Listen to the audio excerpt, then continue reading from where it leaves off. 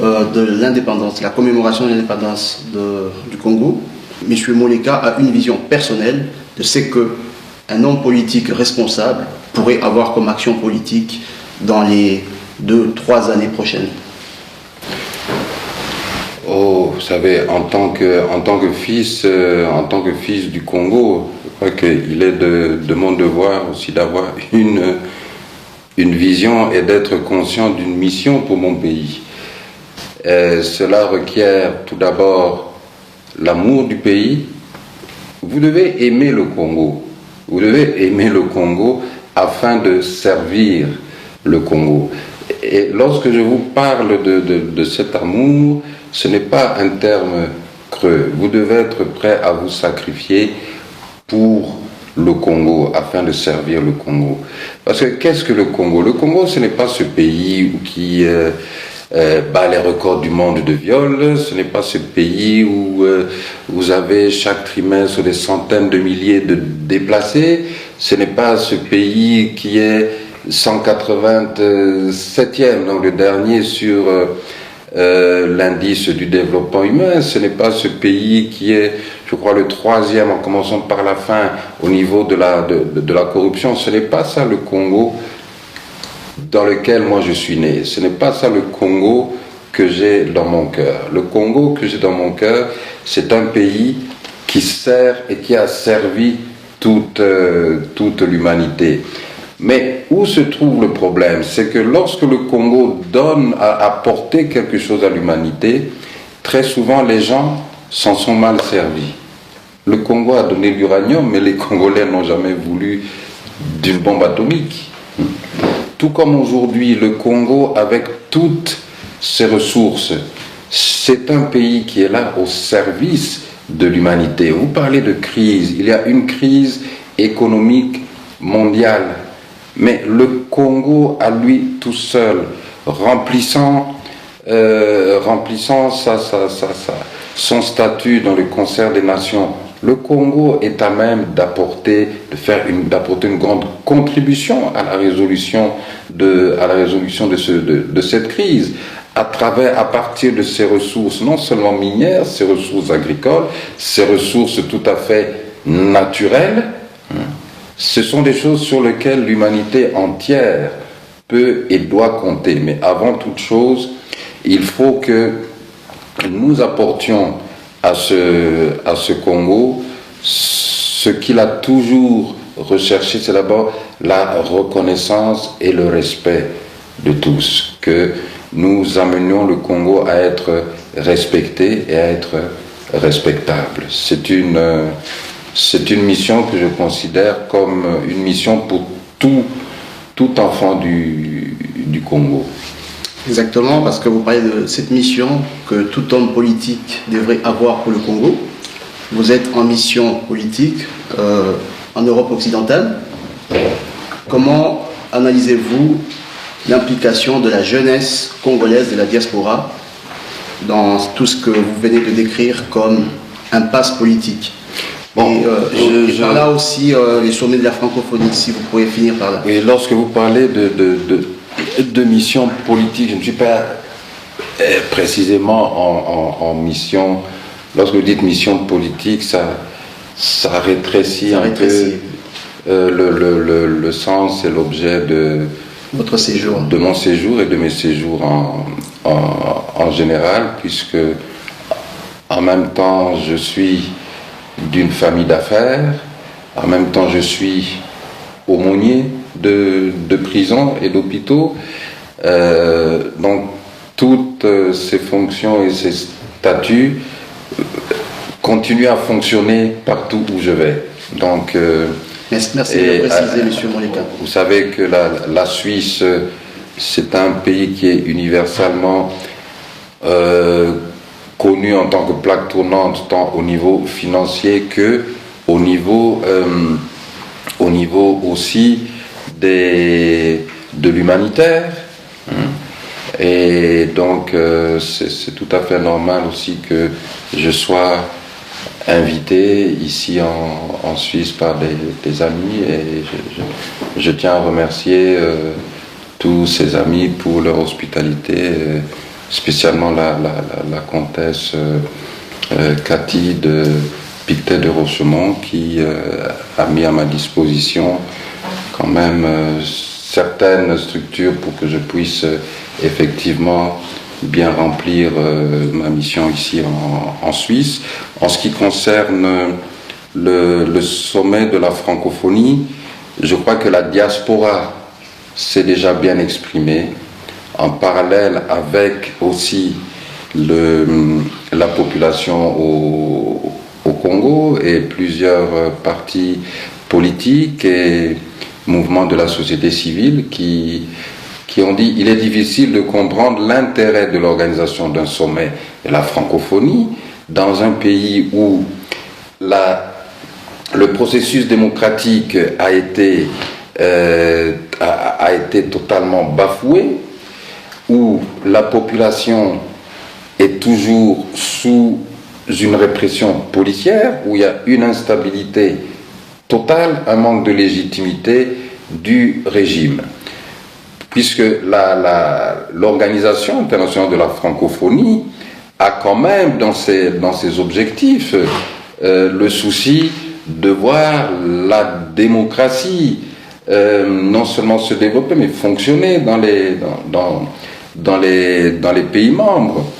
Et il est même stipulé que lorsqu'il y a une urgence ou un cas grave, le secrétaire général de la francophonie se saisit de ce cas, cherche les voies et moyens pour proposer clairement au Conseil de la francophonie des solutions à apporter à ce pays. Mais la francophonie est bizarrement très muette sur la situation au Congo, et un sommet de la francophonie n'apportera rien à la population congolaise. Le régime voudra s'en servir pour une légitimité internationale, et ce n'est pas quelque chose que les Congolais sont prêts à lui offrir. Et qu'est-ce que vous répondez à ceux qui disent cela pourrait être une occasion pour mettre sur la table toutes ces questions de manque de droits de l'homme, toutes ces questions de violation massive des libertés? Ça ne serait pas l'occasion pour que vous en parliez avec vos partenaires qui seraient membres aussi de la francophonie? Vous savez, face aux problèmes que les Congolais vivent quotidiennement, vous avez parlé longuement de la situation à l'Est. Il faut quand même comprendre qu'il y a des situations où le parler non seulement ne suffit plus, mais devient superflu. Si on nous disait, voilà, l'Organisation internationale de la francophonie décide, pour être solidaire avec le peuple congolais, le budget qui devait être consacré à la tenue du sommet de la francophonie, décide de mettre ça à la disposition d'organisations spécifiques qui s'occupent des problèmes des populations au nord Kivu, sud Kivu, sur toute l'étendue du Congo. Là, on dirait, voilà, la francophonie commence à remplir son rôle, ne fût-ce qu'en termes de solidarité par rapport au peuple congolais. Si on parle de 150, 160 millions, ça peut aider un peu la population congolaise, mais pas un sommet.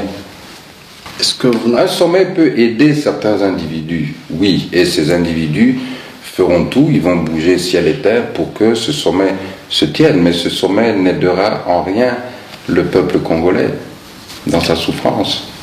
Et je parle dans l'hypothèse où vous obtenez de la francophonie, du sommet de la francophonie, de mettre dans son agenda la résolution de la crise politique congolaise. À ce moment-là, est-ce que ça serait une porte ouverte à l'acceptation de la tenue de ces sommets au Congo, ou bien le mot d'ordre restera le boycott? La résolution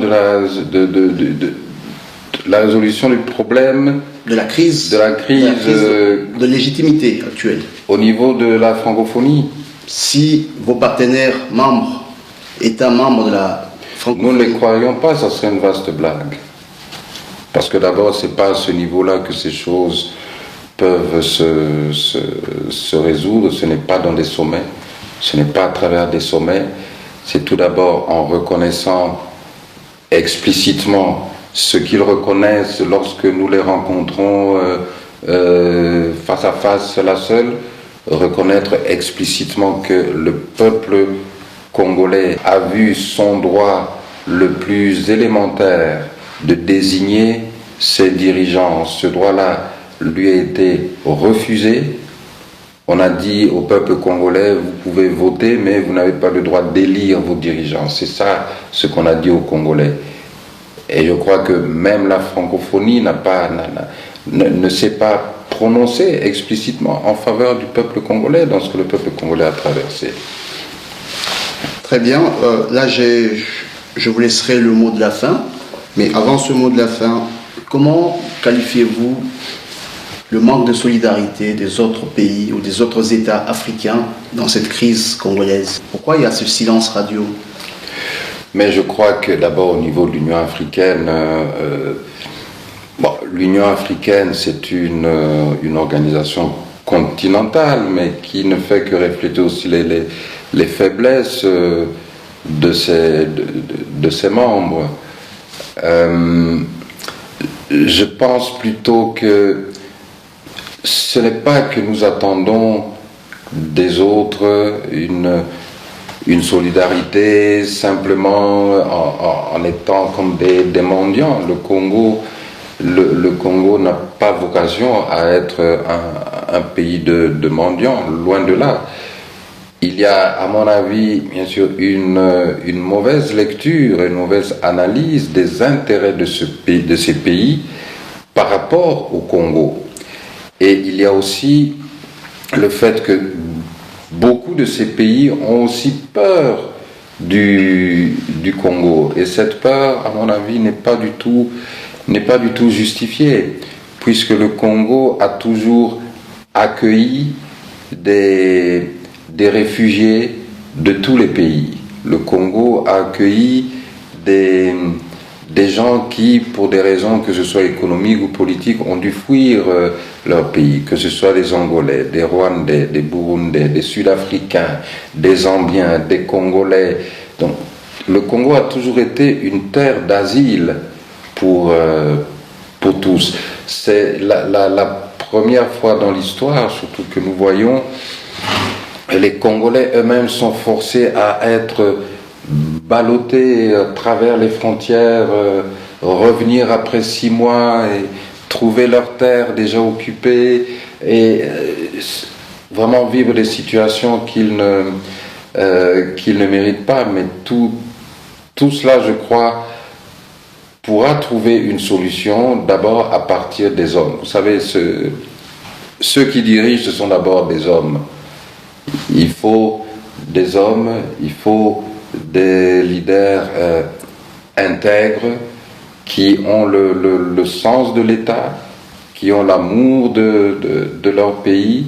Et à partir de là, si vous aimez votre pays, il vous est plus facile aussi d'aimer, de respecter les autres. Et aussi de trouver chez eux une certaine réponse ou réaction en termes de partenariat ou de relations où tout le monde s'y retrouve. Nous ne faisons pas la politique avec de la poésie ou en rêvant, mais en faisant preuve de pragmatisme. Arrangeons d'abord notre pays. Ce n'est pas une affaire de 48 heures. Cela prend et prendra du temps, mais pour bien faire les choses, il faut prendre le temps qu'il faut, avec les hommes qu'il faut. Et je crois que les partenaires à l'extérieur seront toujours prêts pour travailler avec les hommes capables et compétents. Merci, chers téléspectateurs. Nous tenons à vous remercier, M. Moleka, de nous avoir accordé un peu de votre temps si précieux en Suisse. Nous vous souhaitons une prolongation de votre séjour dans les bonnes conditions et espérons vous retrouver pour une prochaine occasion. Merci beaucoup de m'avoir invité. Merci.